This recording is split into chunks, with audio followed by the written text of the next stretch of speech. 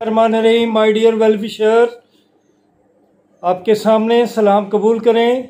ईद मुबारक कबूल फरमाएं। मेरे well wisher 3-4 दिन से ही मुझे ईद मुबारक बात दे रहे हैं। आपका बहुत बहुत शुक्रिया। ये ईद का जो आपका त्यौहार है ये आपके लिए बहुत ज़्यादा अच्छी खबरें ला रहा है। एक तो सबसे बड़ी अच्छी खबर जो मैंने कंफर्म कर ली है, हेडमास्टर, सीनियर हेडमास्टर और एसएस और सीनियर एसएस की रिक्वेजिशन चले गई है। अब इसमें कोई दूसरी राय नहीं है और ना ही आप कंफ्यूज हों। अब ये कि पॉलिसी के मुताबिक देखना है। मुझे उम्मीद है कि जो एमफिल की शर्त है वो हटा ली जाएगी और एक्सपीरियंस के बुनियाद पे आप लोग जो है सीनियर एचएम का इम्तिहान दे सकेंगे, जबकि एचएम और एसएस के लिए मामला तो पहले ही क्लियर है। वो ग्रेड 7 की पोस्ट है, ग्रेड 17 की, और उन्होंने उसमें मास्टर होना ज़रूरी है और प्रोफेशनल डिग्री होना ज़रूरी है। अब उनकी तैयारी जो है आपकी तैयारी में बहुत फ़र्क है। सीनियर एचएम के बारे में मैंने पहले कुछ कम बताया, इसलिए ज़्यादा जिक्र उनका कर रहा हूँ कि आपका जो सिलेबस है उसके 3 हिस्से होंगे। पहले हिस्से में बीएड होगा, दूसरे में application of principle of teaching होगा और तीसरे में आपका जीके होगा। 100 मार्क्स का पेपर होगा, एमसीक्यू की शक्ल में होगा और 90 मिनट आपको मिलेंगे। आपकी एज जो है वो 40 और 43, मेल के लिए 40, फीमेल के लिए 43, जबकि एचएम के लिए एज वही चल रही है, मेल के लिए 35 और फीमेल के लिए 38। तो माय डियर वेल विशर्स, इसके मुताबिक तैयारी शुरू करें। आपको ज़्यादा अगर एमफिल की शर्त भी हटती है तो आपको बीएड का जो सिलेबस है वो अच्छी तरह तैयार होना चाहिए।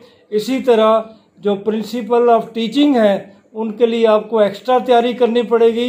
इंशाल्लाह आप कामयाब ठहरेंगे। और एजुकेटर की 16,000 सीट्स भी इंशाल्लाह ईद के बाद आ रही हैं। तो ये ईद आपके लिए ज़बरदस्त खुशियाँ लेके आ रही है।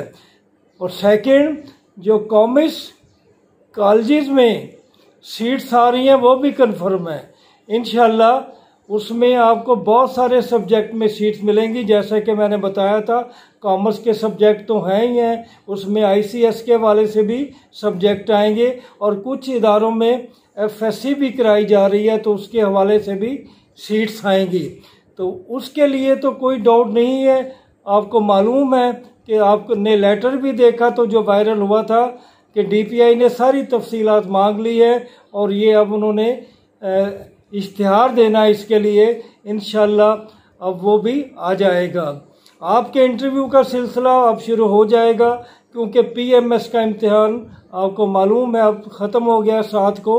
तो अब बहुत सारे जो रिज़ल्ट्स हैं वो भी आने को हैं और इंटरव्यू की तैयारी भी अब जारी और सारी रखें। इंशाल्लाह उसमें ना सिर्फ सब्जेक्ट होता है, मैंने कहा उसमें आपको कॉन्फिडेंस, आपका स्किल जो है ऑफ कम्युनिकेशन वो देखा जाता है। अब ये वीडियो मेरी तरफ पेंडिंग है इंटरव्यू के वाले से, मैं जल्द ही बनाऊंगा। और आपके जो रिज़ल्ट हैं वो मोस्टली जो हैं वो मतवक्को हैं कि जुलाई में आ जाएंगे। बाकी जो इम्तिहान जून या लेट जून में हुए हैं वो अगस्त में रिज़ल्ट आ जाएंगे। तो माय डियर वेल विशर्स, ये तमाम चीज़ें, तमाम इंडिकेटर आपको तैयारी के लिए कह रहे हैं। तो आप तैयारी करें, यूँ ना हो कि फिर इम्तिहान आ जाए और फिर आप डेट पूछते रहें। तो my dear well wisher, ASI service Kota का इंटरव्यू 8 माह हो चुके हैं। मैं रिक्वेस्ट करूंगा जनाब चेयरमैन साहब से, सेक्रेटरी साहब से, पीपीएससी से कि उनका ख्याल करें। आखिर 8 महीने एक बहुत बड़ा अरसा होता है। इन लोगों के जवानी के दिन ख़त्म हो रहे हैं तो आप उनका ख्याल करें, उनको जॉब दें और बेरोज़गारी ख़त्म करें। इसी तरह असिस्टेंट रजिस्ट्रार के बारे में आप बहुत पूछ रहे हो तो ये सीट्स भी इनका रिज़ल्ट पूछा जा रहा है। तो इंशाल्लाह इनका रिज़ल्ट अगस्त में आएगा क्योंकि आपको मालूम है कि 4 पेपर हुए थे, 2 सीटें कम थी, लेकिन हज़ारों में एप्लीकेंट थे जिन्होंने ट्राई करना था। तो इस पर कुछ देर लग जाएगी। तो माय डियर वेल विशर, जो लेक्चरर की रेगुलर सीट्स हैं वो भी पेंडिंग जो है। इंशाल्लाह आपका जो 21-22 का प्रोसेस कंप्लीट होते ही अच्छी खबरें जो है वो आने को हैं, और आप अपने आप को तैयार रखें। इंशाल्लाह ये तमाम सब्जेक्ट में होंगी। मेरे वेल विशर अक्सर पूछते रहते हैं कि मैथ की होंगी कि नहीं, केमिस्ट्री की होंगी कि नहीं, फिज़िक्स की होंगी कि नहीं। केमिस्ट्री और फिज़िक्स वाले तो दो मज़े लेंगे। एक उनकी एडवर्टाइज इंशाल्लाह विद इन 10 डेज आ जाएगी, और उसके बाद जब उनके पेपर ख़त्म होंगे तो नई फ्रेश एडवर्टाइजमेंट भी आ जाएगी। वो अपनी तैयारी रखें, काफ़ी सीटें हैं, हिम्मत करना है। फिर वही बात ना हो जो कि पहली हुई है केमिस्ट्री के हवाले से, इकनॉमिक्स के हवाले से, फ़िज़िकल एजुकेशन के हवाले से। तो ये कुछ काम की बातें थी। अब मैं आपको हज़रत इब्राहीम और हज़रत इस्माइल के हवाले से बात करना चाहता हूँ। हज़रत इब्राहीम को गुज़रे हुए 4013 साल हो गए, इसमें 23 जनरेशन गुज़र गई, और इसके बाद 21-22 प्रॉफिट भी आ चुके, और उसके बाद हमारे मोहम्मद आए। तो ये जो सुन्नत इब्राहीमी है, हमारे हज़रत मोहम्मद सल्लल्लाहु अलैहि वसल्लम ने उसको दोबारा एक्टिव किया, और मुसलमानों ने इसको अडॉप्ट किया।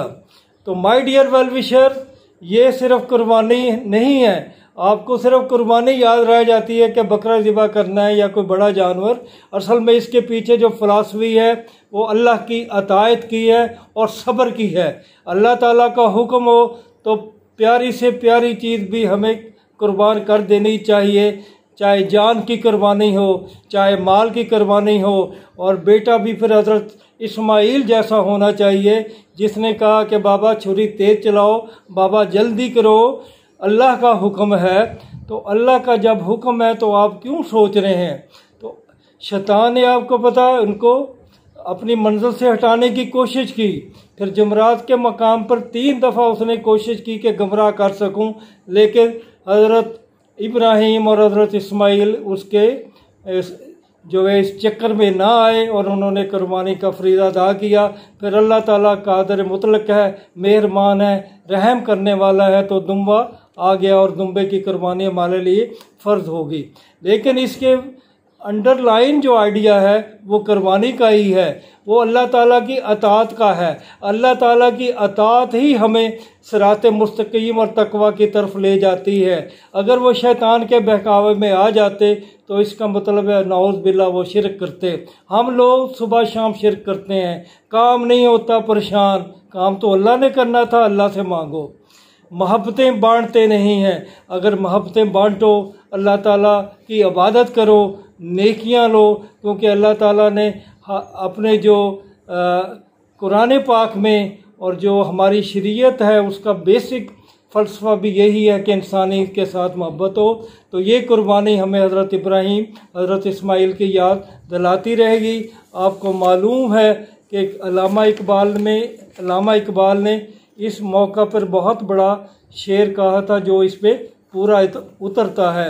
यकीनन आपसे सुन रखा होगा, मैं भी आपकी नज़र करता हूँ कि ये फैज़ाने नज़र था, ये फैज़ाने नज़र था, या के मकतब की करामत थी, या के मकतब की करामत थी।